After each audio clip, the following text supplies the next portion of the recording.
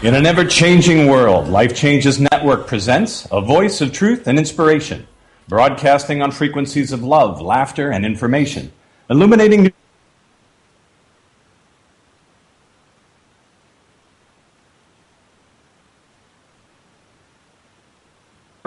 Life Changes. This is radio like you've never felt before. This is Life Changes with Filippo, with tonight's special guest, Nassim Haramein, renowned physicist, founder of the Resonance Project Foundation, and writer of the Unified Field Theory of Physics. And now, your host, our MC, the master of change, Filippo Voltaggio. Thank you, Mark. I'm so excited about today's show. We finally got to meet, and we're going to get to interview Nassim Haramein. Now, this man, a few years ago, a lot of people knew him, but not me. But now, just a few years later, so many more people know him. It's getting really, really exciting, and he's so hard to pin down. But he does tour throughout the world and does speak, so you all can get to hear him, and we'll talk about where you can hear him in just a little bit. You know, it's interesting because we're going to be talking about the theories that Nassim has come up with, and one of them is relativity, which is in relating. And it was interesting as I was thinking about relating with the universe, how we relate to each other. It's like we can't even relate to each other, much less relate to the universe. And how does this all relate? It is so funny to me. And I was thinking how 2 weeks ago, I called this lady who's very near and dear to my heart. I love her very much. And I said something to her like, I'm going to be coming over and bringing you this, this, and this. And she said, I asked you, whenever you do things like that, to call me first, or to tell me, or to give me a heads up. And really quickly the conversation went to her saying, I don't hear an apology from you saying that you didn't do what I asked you. And I, of course, in my very elegant way said, I don't hear a thank you for you saying thank you for what I'm going to do for you. And quickly it went even further down. And I don't do this with people. And so I'm thinking, I love this person. So I said to her, listen, have a beautiful day. We're not understanding each other. Let's just connect a little later. So just as I hung up, a friend of mine called me, who's a very dear friend as well. And I said, you know, I don't want to tell you who this is, but this is the situation that happened. And he says, is she a woman? And I said, yes. And he said, okay, well, the reason I'm asking that is because I've been married 20 years, and sometimes we men get upset when women don't tell us what they want. But it's funny, sometimes women do tell us what they want, and we still don't do it. And he says, that's worse. So he says, my suggestion is, if she asked you to do something, and it's that important to her, why didn't you? And if you didn't do it, and you know you didn't do it, why didn't you apologize? So I called up this lady and I said, you know, evidently this is important to you. It's not important to me, so I didn't really think, but it's important to you and you said it was, and I apologize. And it just changed the whole dynamic. And I thought she needed to be heard, and I needed to hear her. So a couple days ago, I was with a friend of mine and we were in the neighborhood, and this little girl came up to us and said, I'm learning how to ride my bicycle without training wheels. And my friend didn't hear what she said. And she said to the little girl, that's a beautiful shirt. And which was a nice thing to say. But the little girl kind of looked at her like, huh? And so then my friend said, I like the color of your bicycle. That's my favorite color. And the little girl says, okay. And she rode off.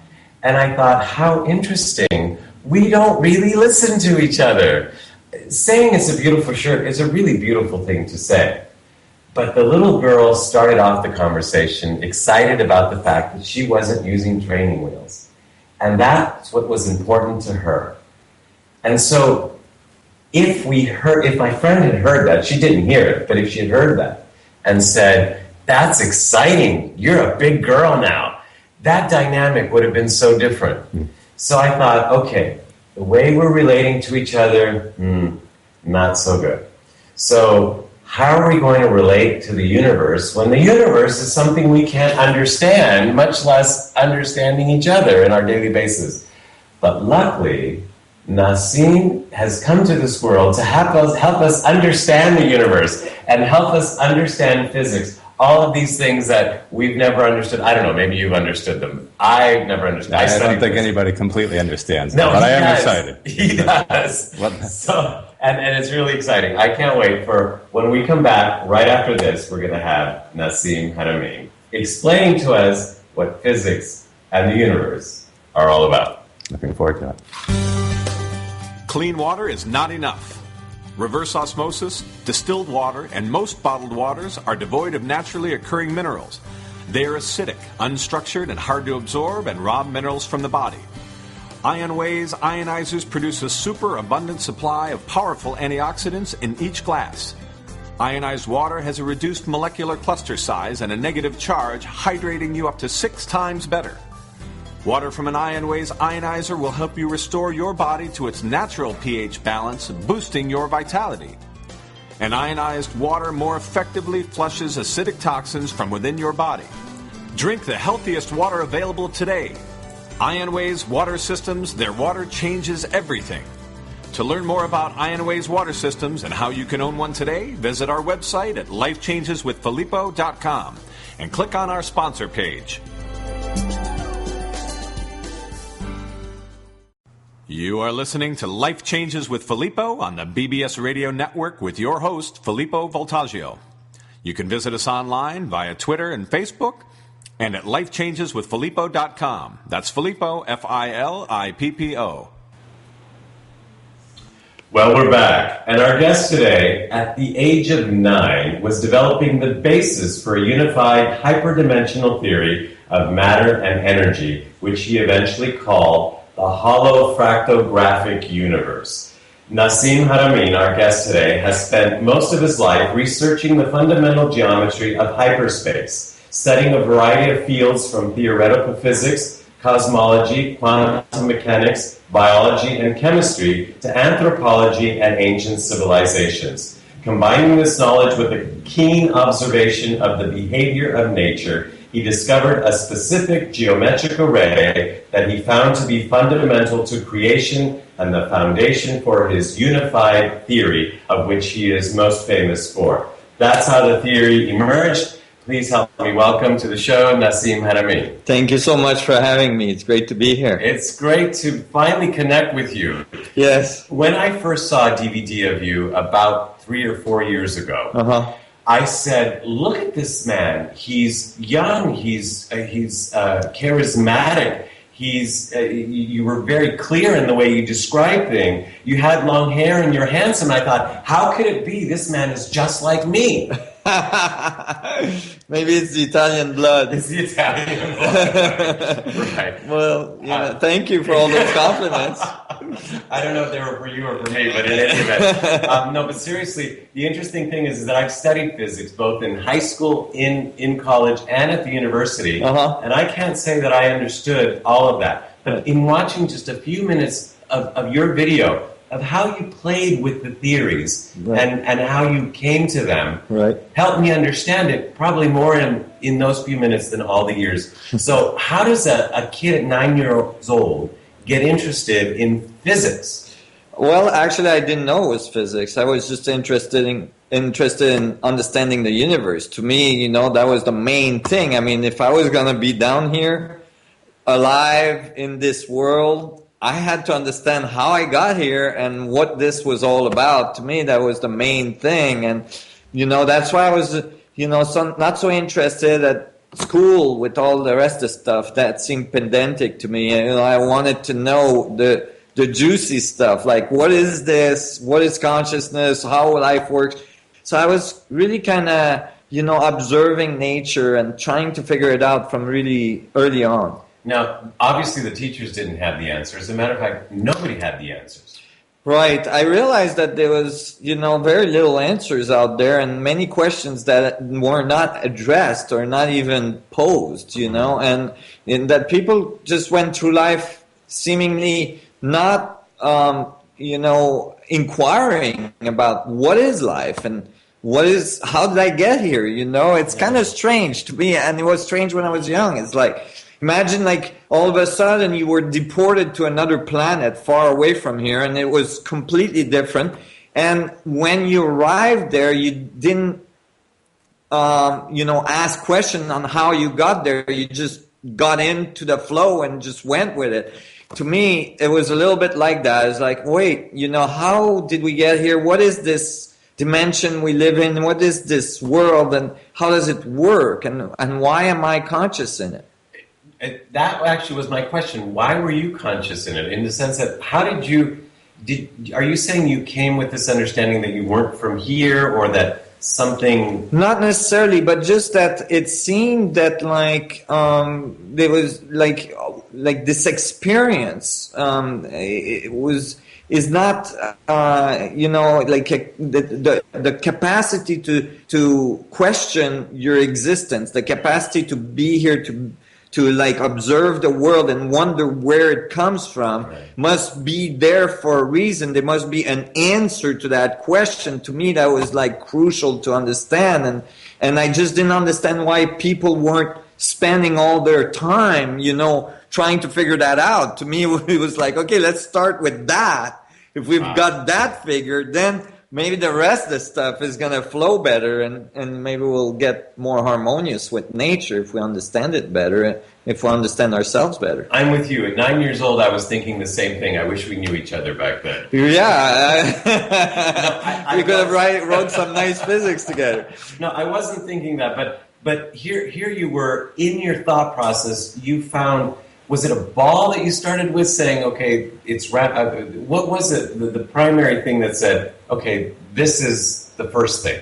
Well, when I was about 9 years old, I went to, at school, there was the first lesson in geometry, and that really kind of got me thinking, because the teacher talked about dimensions that day and went through the iteration of the point, the line, the plane, and the cube. Making our 3 dimensions, and to me there was some fundamental misunderstanding there, that axiom was not complete, meaning that he started with a point that has 0 dimension, and that he expressed as non-existent because it didn't enclose volume, and then he made a line out of those non-existent dots that still didn't enclose volume, and then he made a plane out of those out of 4 lines that still didn't enclose volume, and all of a sudden he made a cube out of those planes, right, that supposedly enclosed volume and was called the 3rd dimension, and that one existed. But if the dot didn't exist, that made the line that doesn't exist, that made non-existing plane. I don't care if you slap 10,000 of them together, you're not going to get existence. Nothing from nothing, it's nothing. Right, so for me, it was like, there must be a solution to this, and it was really crucial that I understood how it works. And so that night I came home and I had this long bus ride, and I thought about it really deeply during that time, and I came to a solution. It was kind of a vision, kind of visualization moment where I realized that if I extruded myself from the bus and floated above the bus far enough, the bus would look like a dot, and then if I rose further, the city I was in would look like a dot. If I rose further, the Earth would start looking like a dot, Wow. And then the galaxy or the solar system would start looking like a dot, and then the galaxy and so on. And then I flew back in, and I opened my eyes, and I thought, wonder what my hand is made of. I knew at the time, I think, that it was made out of cells. So I closed my eyes, and I visualized, and I thought that there would be millions and millions of cells, and then I flew onto the surface of one of the cells and looked really, really carefully, and it opened up into billions of little stars that are atoms. And then I flew into one of those, and I looked in the middle, and sure enough, there was a dot, and I thought, wow, it's dots all the way down too. Right. So it's like the axiom needs to be reversed. It's the exact reverse concept, is that every dot contains all the information. You can divide it to infinity. The dot is the only thing that exists. Wow. You know where I went with that when I first saw it in the video was that if everything outside of me is all these dots, and everything inside of me to infinity is all these dots, then I am the center of the universe. That's right. That's right. In a fractal, Thank you. yes. Why does nobody believe me? I'm glad you believe me. Yeah, well, there's one thing that's really important when you realize that is that you realize that everybody else is the center as well. Oh. Yeah, otherwise you could run into problems. That's our joke for today. Especially with your partner. So it's really, it's really an amazing thing when you start to think of the universe as this fractal division of the structure of space itself. Then a whole new world and a whole new way of relating to nature and the universe as a whole opens up. Like you start to realize that you're part of this amazing will works of nature, and that you know that it is all embedded within each other, and that you can't isolate anything from everything else. When you look at something, you have to consider that thing in the context of everything else in the universe. You can't isolate it, and that's a big problem that we've been doing in physics for a long time. Is we have a tendency to isolate systems. So, for instance, all of our laws of motion and thermodynamics and entropy and conservation laws start with this sentence, within a closed system. But if you look up in a physics dictionary, closed systems, you'll find that the first sentence in there will say no such thing has ever been found, right? Because you can't isolate anything from all gravitational fields or electromagnetic fields and so on. So actually, you know, everything is interconnected in this really deep relationship. And this is the relationship I wanted to understand. You know, actually, I don't know if it plays part of your theory, but if you're talking about something scientific like that, if we bring it back to us, both two centers of the universe here, we're having a conversation right now. How are we, you're saying we're affecting so many other things. Right. How are we connected and how are we affecting other things? Right. Well, the space between, this is one of the realization I found early on, is that the assumption that space is empty is probably incorrect. That space is not empty, but actually completely full of energy, and it is actually what mediates all the information in the universe and is the source of the material world. That is, the space between me and you is not empty. The space between your atoms and your molecules is not empty. The space inside the atom is not empty, and the atom is 99.9999999% space. So everything you see in this universe that you call the material world, including your body, is mostly space.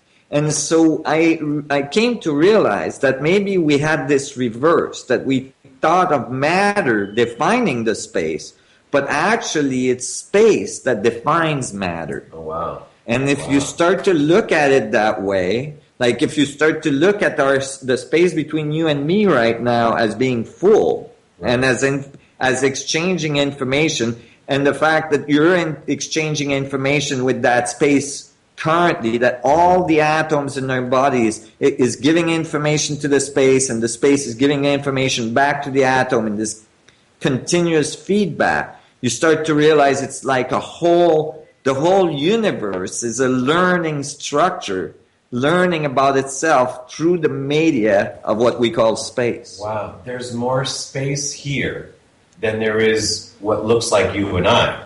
That's right. So could it be that the space is almost more important? Right. It's the space that defines the structure instead of the other way around. Wow. And when you look in quantum theory, then when I was doing physics later on, I realized, wait a minute, we actually found that, but we put it in a closet almost 100 years ago. That is, that when we looked at the space inside the atom in quantum theory, in quantum field theory, we found that all the modes of oscillations add up, and that there is infinite amount of oscillations of the space inside the atom. The structure of space-time in and inside and near the atom is fluctuated with almost infinite amount of energy. All right, so that means that space not only is not empty, but it's actually infinitely full of energy. which we renormalize with the Planck's units in order to cut off the number so we get a finite number.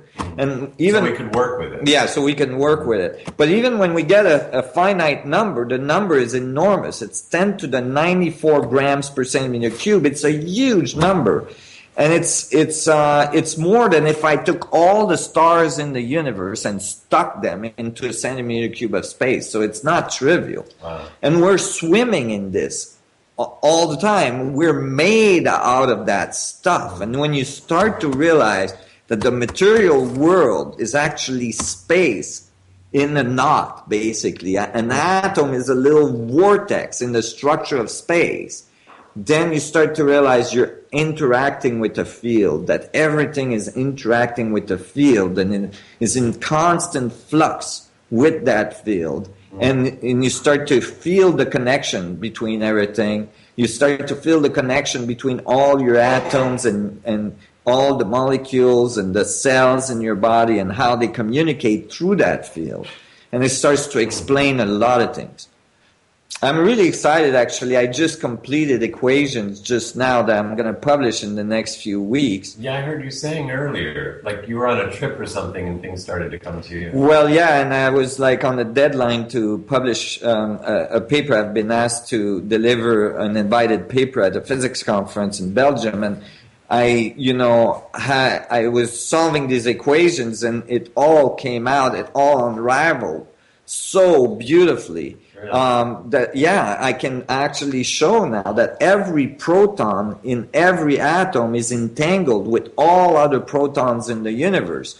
And I map the mass of this black hole proton to all the other protons in the universe, and then I map it back on its surface. So imagine, I'm going from the surface of beady point, billions of times smaller than the atom, like the proton, and then I map it, to all the other protons in the universe, and then I come back and then look at the structure, the influence of all these other atoms in the universe on the surface of that proton, and I get almost exactly, like 3 digit past the decimal accuracy on the mass of the proton. So it's like very remarkable. It's an amazing thing. Wow. And this is amazing that you're sharing this with us. It hasn't even been published yet. You heard it here, folks. Yes. For the very first time, this is exciting. It is exciting, and it really is a whole new way of looking at the physics of the universe, and that is that when you measure a proton, when you measure a particle, when you're looking at an atom, you cannot assume that it is not entangled with the rest of the universe. You're making a measurement inside the universe, and the particle that you're measuring is connected to all the other particles in the universe. So if those particles are connected and you prove it like that, then of course we're all connected. That's right. We're made up of those particles, and everything else is made up of those particles. Exactly, and it's just a question of actually, finding the doorway, the entry point into that network. And if I was to say, how would we connect to that network that connects all the atoms in the universe? I would say you have to go inside. You have to turn your senses inward within yourself, because you're going towards the infinitely small, right? Which you contain, right? It's almost impossible for you to experience the infinitely big. Right. Yeah, exactly. Interesting. Mm-hmm. So if we go in, we can experience the out because it's connected. It's all entangled. And, I can mathematically prove it now. It's remarkable using holographic theory on the surface of protons. I can show that all protons are entangled. So it's remarkable. Yeah. This feels like to me when I was studying computer science and electrical engineering at UCSD, we were given sometimes a program or something, and then we'd have to figure out how that program was made. And then we'd figure it out. And then we'd say, aha, now we can duplicate it. Mm-hmm. It feels like to me like you figured out how this universe is made. Right. I think I figured out a portion of it, and something fundamental about it, and that is remarkable in its simplicity, meaning that It's a simple set of rules that produce a high level of complexity, but that at the base, and you see that in nature all the time. Nature uses simple set of rules and then produces incredible complexity out of it. And that's what I was looking for, you know? It's a little bit like when we thought the sun, that the Earth was in the middle of our solar system, geocentric solar system. It started to look like a bad hair day because we started to look at all the other planets and the way they moved relative to us. And in order for us to be in the middle, we had all these planets doing all sorts of crazy little loopity-loop and all this stuff to make it work. Right. And so then the model of our solar system was extremely complex. Most people didn't understand it and all this stuff. And then, boom, all of a sudden we realized, whoa, the sun's in the middle. When you do that, all of a sudden it becomes really simple, and any 5-year-old can understand how the solar system works, right? You're a 5-year-old, but right. Yeah, my little guy certainly. But so you're basically trying to help people have a good hair day. Exactly, because physics shouldn't be a bad hair day. And that's a direct analogy to string theory. Is that in your book? How to have a good hair day? Maybe I should put it in there. Actually, there are so, and actually the word entanglement works with the hair. Exactly. The theme of the hair. Yeah. So, well, when we come back, I have so many more questions, but I want to make sure that we talk about all the things. I know you're going to be speaking in town and all that. We want to let everybody know about that. And I also want to know what we can do with this today, between sacred geometry, like we talked to Jonathan Quinton, and, things, what we can do today to change our world even just a little bit. And I know you have answers for that. How to have a good hair day with Nassim Haramein right after this.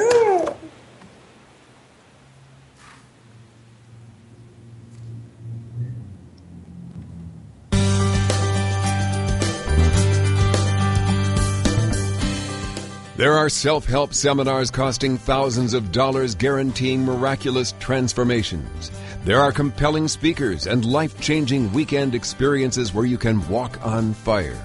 They all deliver revelations that guarantee you'll come back for the more expensive revelations filled with even greater wonder next month on Fiji. We get addicted to positive, heartfelt, expensive theater.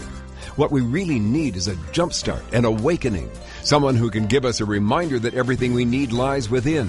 Through inspiration and practical knowledge, Dorothy Donahue helps people get grounded and motivated, inspired and energized. It's not just words and affirmations and the power of intention. It's a mindset brought about by a tangible, transcendental experience, an audio-visual, physical, spiritual experience that helps us realize we transform ourselves. We get tools to become the conscious co-creators of lives of unlimited potential. Find out more. Go to DorothyDonahue.com.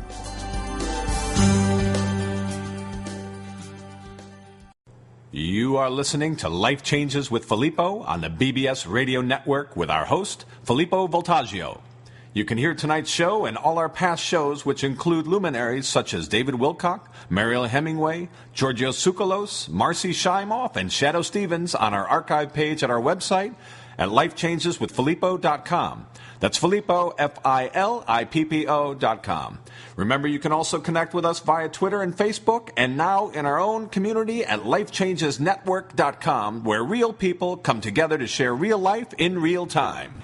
That's lifechangesnetwork.com. Well, we're back with Nassim Haramein. I'm Filippo Voltaggio, and this is Life Changes with Filippo, and I feel like my life is changing, and if you want your life to change, go check out Nassim's, after hearing this interview, check out Nassim's website, theresonanceproject.org. Theresonanceproject.org, you can learn more about him and the appearances that he has coming up in this city, but also in cities throughout the world. Nassim, how does it feel to know that you're getting this information, or you're figuring it out, or it's through you that the world is understanding something about itself? Well, that's interesting that you ask, because as I'm writing these physics and I'm discovering this stuff, at the same time, I'm realizing that there's not really a true me. It's like true all of us, because this connection is occurring. Like, you know, I mean, it was described as maybe the morphogenetic field, you know, by Childrek and so on, that like we're all connected through this metrical structure of space and time, and that like it would not be possible for me to bring this forward if the level of consciousness and you know, the level of our society wasn't that place where it could come forward. And so I think that it's like all of us, and everybody's bringing their bit, everybody's bringing their piece, and my piece to bring is, you know, this piece about the physics, the basic physics of our universe. And I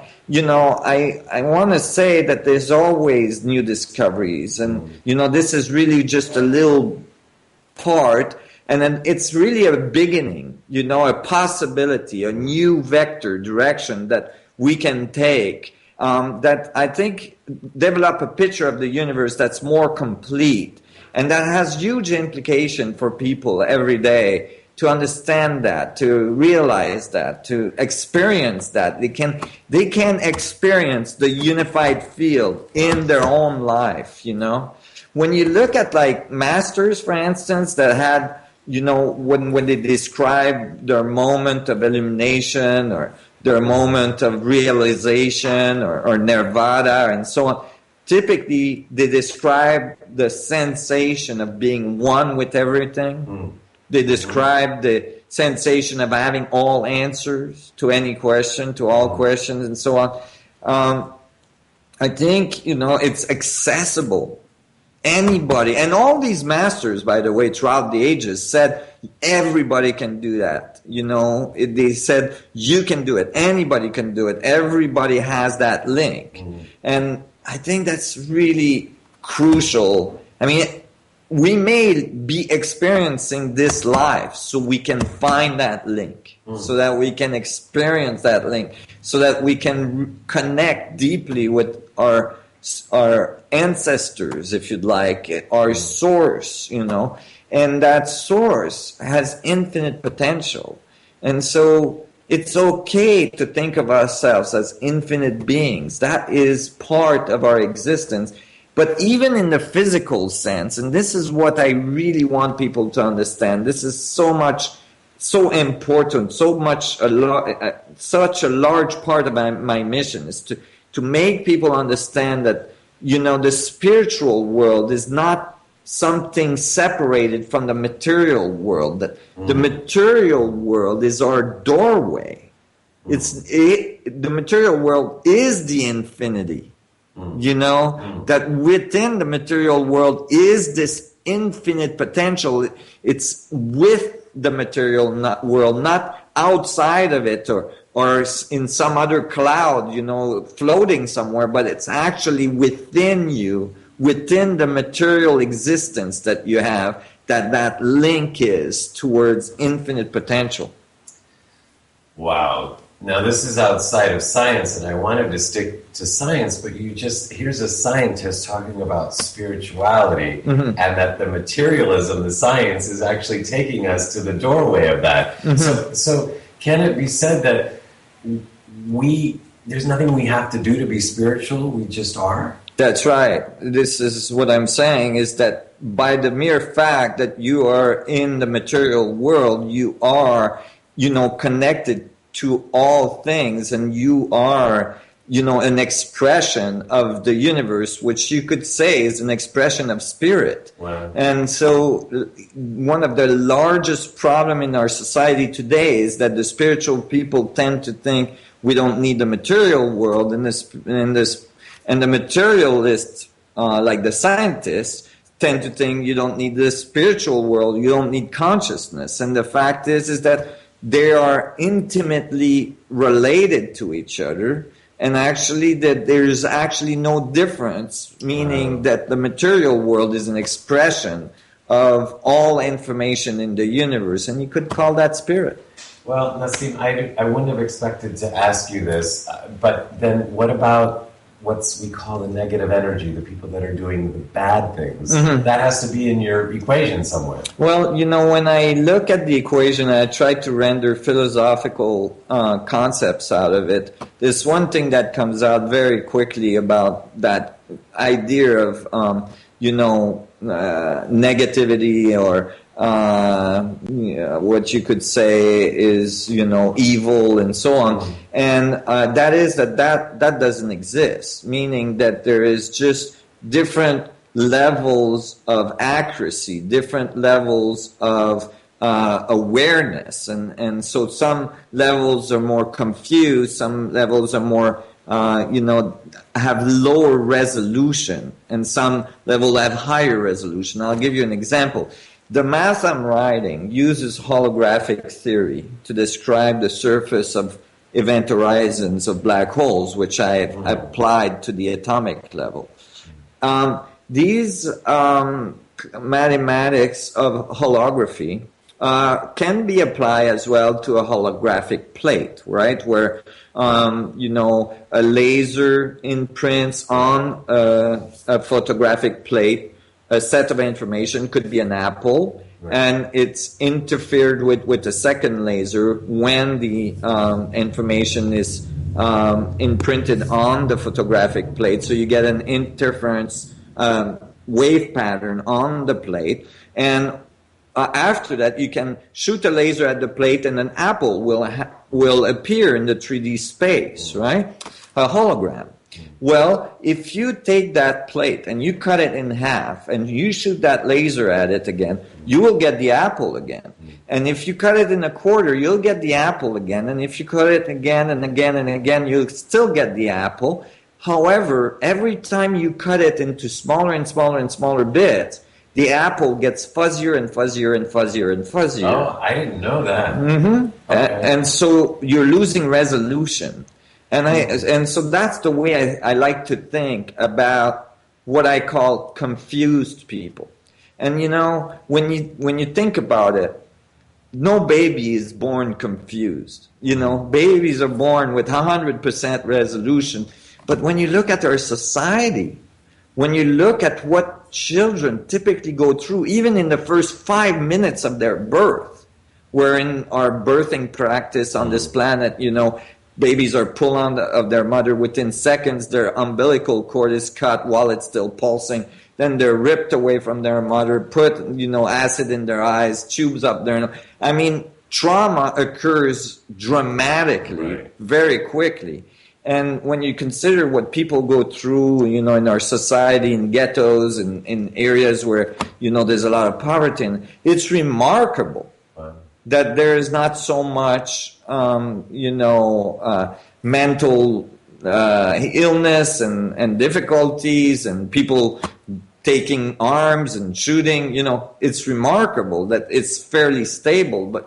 But you start to understand that, basically, the fractal structure, when we start to be disconnected from each other, when it's like we're cutting the fractal structure into smaller and smaller and smaller bits, we're getting further and further and further from the original blueprint, so it gets fuzzier and fuzzier and fuzzier.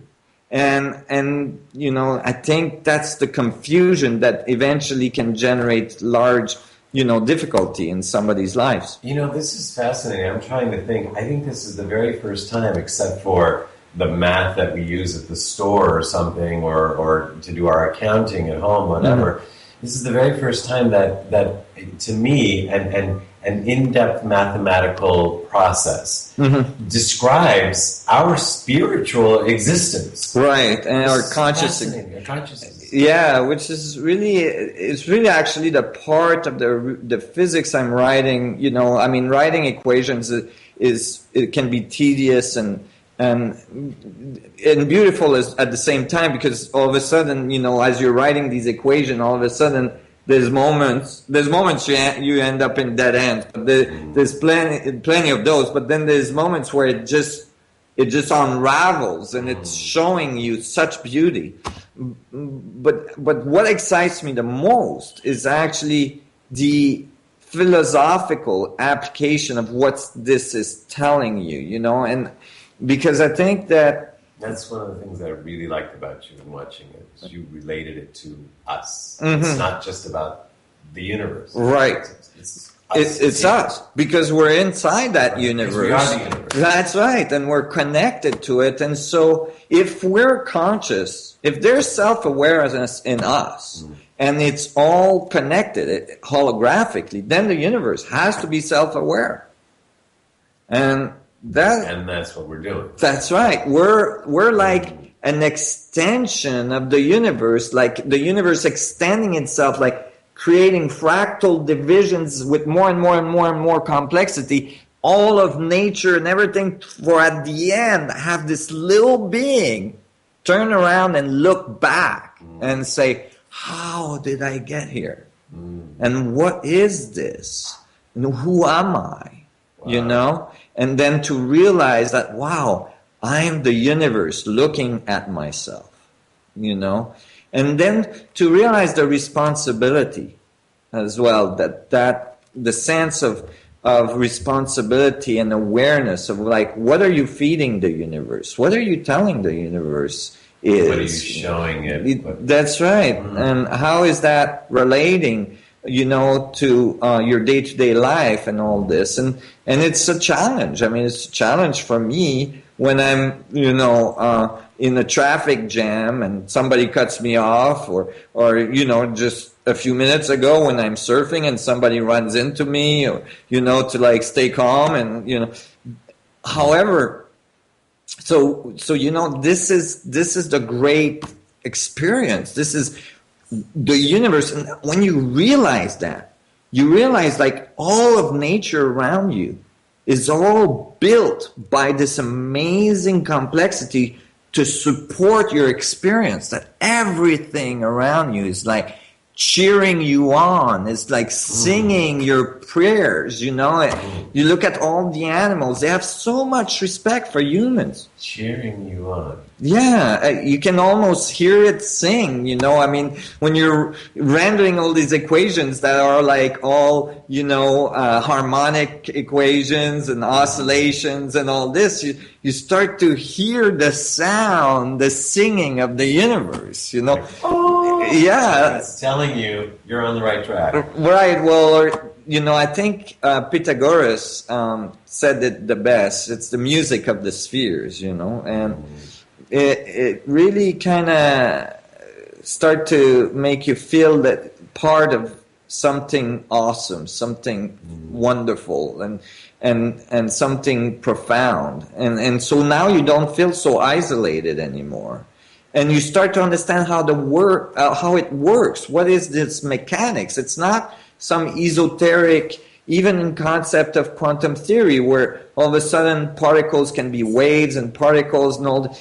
When it gets that esoteric, usually it's because we haven't quite understood its mechanics. And most quantum physics people will tell you that, yeah, we're missing chunks. And I think those chunks have to do with this holographic connectivity, this entanglement of all the structure together. And when we put that in the equation, all of a sudden, it comes out beautifully. Nassim, thank you for entangling with us today. My pleasure. This has been... I know it's only one of 1,000 interviews that we're going to do together. Yes. I can't wait. Or infinite. Yes. It's an amazing thing. We all learn together. This is a beautiful thing. And I love how you said how we're all coming to these things each in our own way and our own place. So the fact that you're here makes me feel good about where we're all coming to in our own expression. Right. I think it's so important for people to feel that and to follow that, that path, follow that joy, go to, have the courage to go towards what makes them sing, so that they can harmonize with nature and actually, walk their dharma in this world, because everybody has something amazing to contribute. Well, I feel like you have contributed something amazing to us here But from everything that I know about you and what I've learned and what I can't wait to learn more about ourselves through you. Thank you. Nassim, thank you so much. It's great. A great expression of ourselves. Thank you. It's great to have been with you. This has been a pleasure. Well, when we come back, we're going to let you know where you can go hear Nassim here in town locally. And also we'll be back with Mark Lejeune and the producer's wrap right after this. So... Life Changes with Filippo is a premier radio show presented by Life Changes Network, which is a company whose team has dedicated their lives not only to positive change, but to helping others observe and embrace, honor, and even celebrate their own changes, thus enabling a more positive, inspired life and helping to create a more positive and inspired world. From everyday people to corporate giants, celebrities, and children, we are here to help and to serve. With heart and experience, we bring our message and positive intent into your home or corporate office, and even through appearances on your favorite shows. If you wish to learn more about Life Changes life coaching and a private consultation with one of us, corporate event appearances, or if you would like us to appear on your radio or TV shows, visit lifechangeswithfilippo.com and click on our representation page. You are listening to Life Changes with Filippo on the BBS Radio Network with your host, Filippo Voltaggio. You can visit us online via Twitter and Facebook and at lifechangeswithfilippo.com. That's Filippo, Filippo. Well, we're back after an amazing conversation with Nassim Haramein, and actually want to make sure that you can go to hear not only Nassim, but remember our last week's guest, Jonathan Quinton. If you haven't heard that interview, you can go to lifechangesnetwork.com and hear the interview with Jonathan.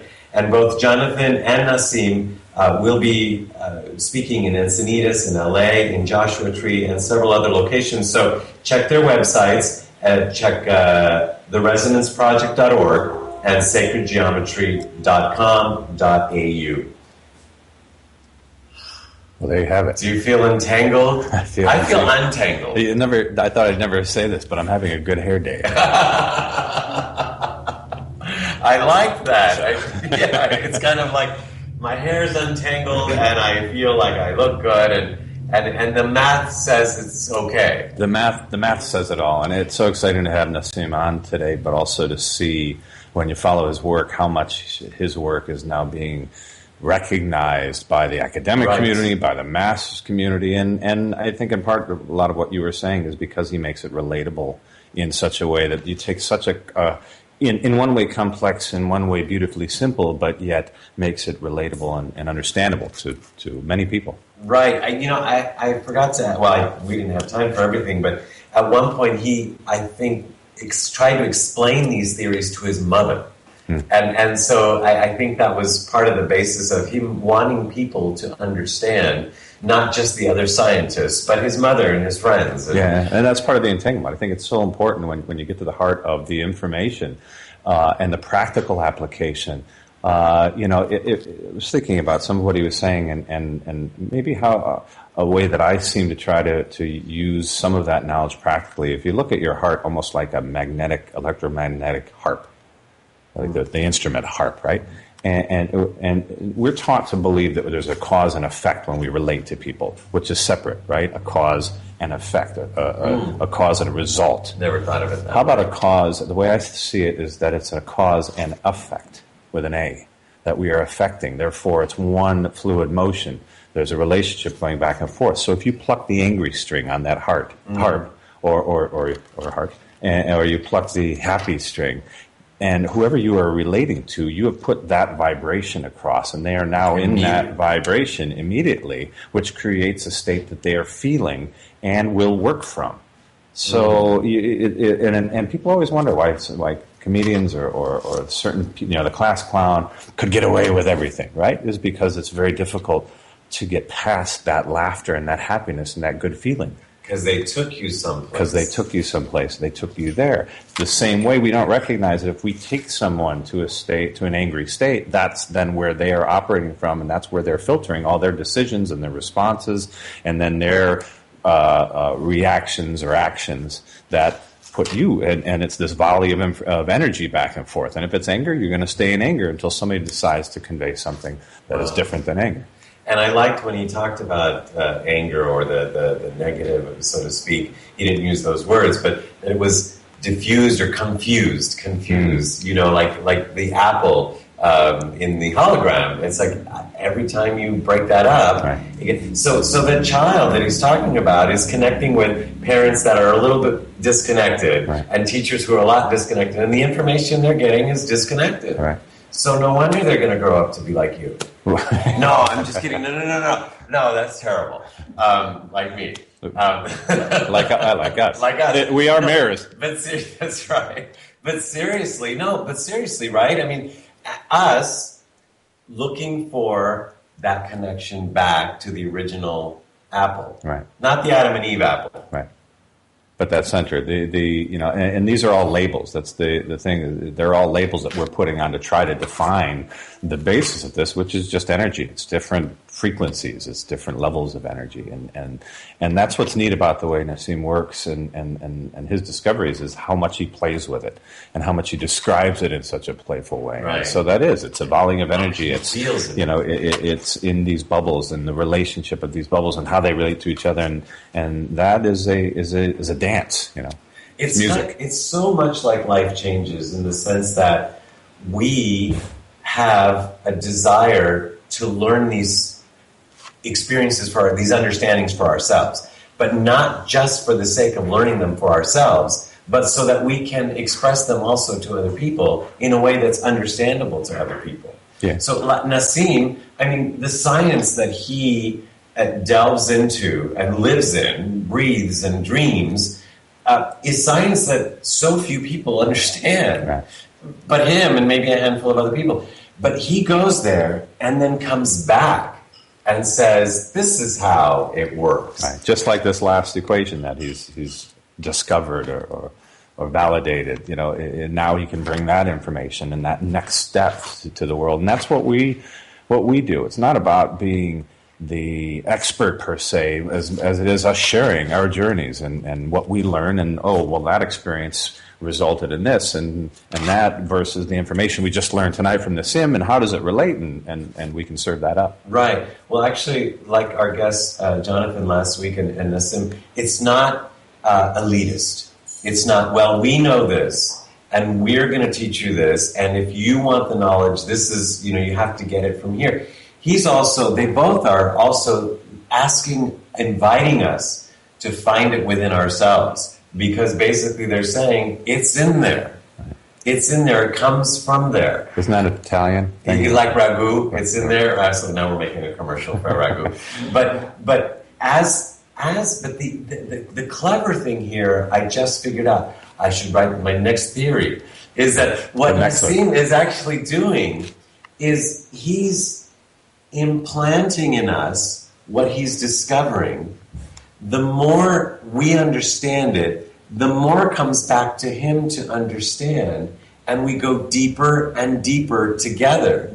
Because I get that he's understood that he's not in a vacuum, and that if he's the only one that understands this, then the information can only go so far. He can't even go deeper until everybody else comes around. Part of the collective consciousness is almost limited by its own expansion, in a way. And it brings to mind the phi effect. 1 + 1 actually equals 3 rather than 2.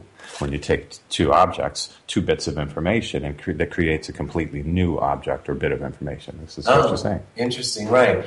I had this visual, and God, next time we talk to him, I know that I want to talk to him about this, but he has the universe where it comes into itself and then comes back or something and keeps going, instead of like the universe expanding this way or contracting. It's like it's contracting and expanding and all very similar to the shape that we know, as we've seen in science class, the torus, where it comes in and there's the center and this field emerges and then comes back in, and it's always feeding itself. What's interesting about this is it's present in all living systems.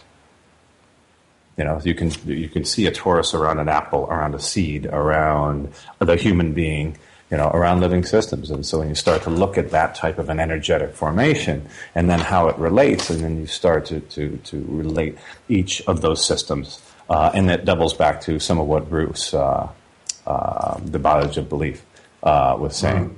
And when you look at the cells, and that's why I was so excited to hear Nassim and how he had discovered some of this and his visualization, seeing the cells. And because when you get into looking at one cell in our body, that system is as complete as our system as a whole. And we don't look at it. And it relates and communicates with the cells next to it. And the difference is they don't judge each other.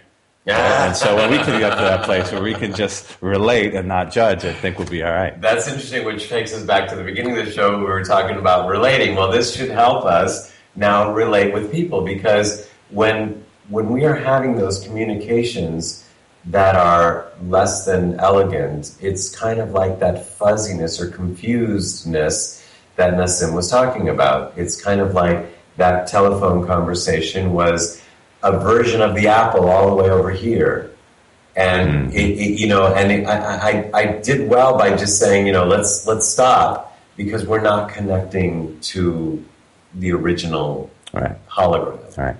And then it was in finding answers of how can we get back to the original hologram. This person wants to be heard, and she just wants to understand to be heard. Now we're kind of bypassing all the broken pieces and going to the original piece and saying, indeed. This is it. Like a beautiful work of art. Yeah. This is, because if you take a picture of the art, and then take a picture of the picture, and take a picture of the picture, then you have this, it's like, yeah, that's nice. It's like, But the reality is the masterpiece. So Nassim is the There you have it.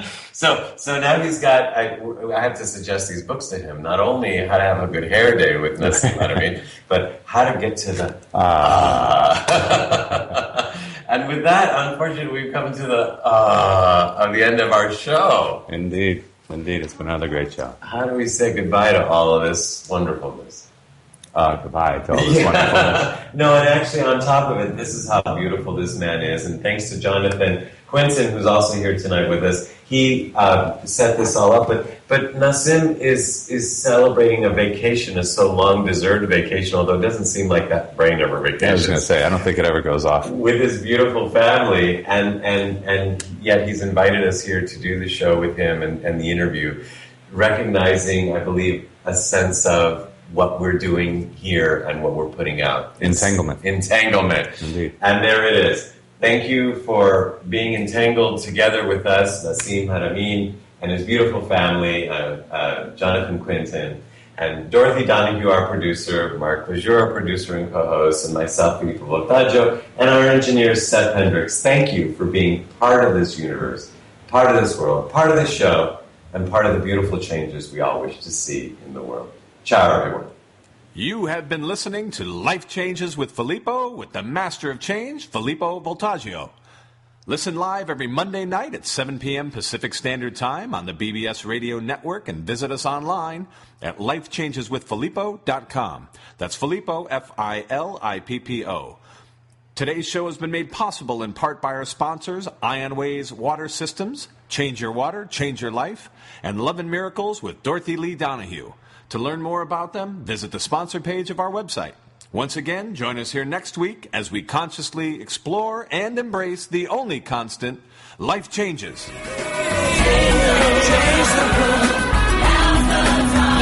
the time.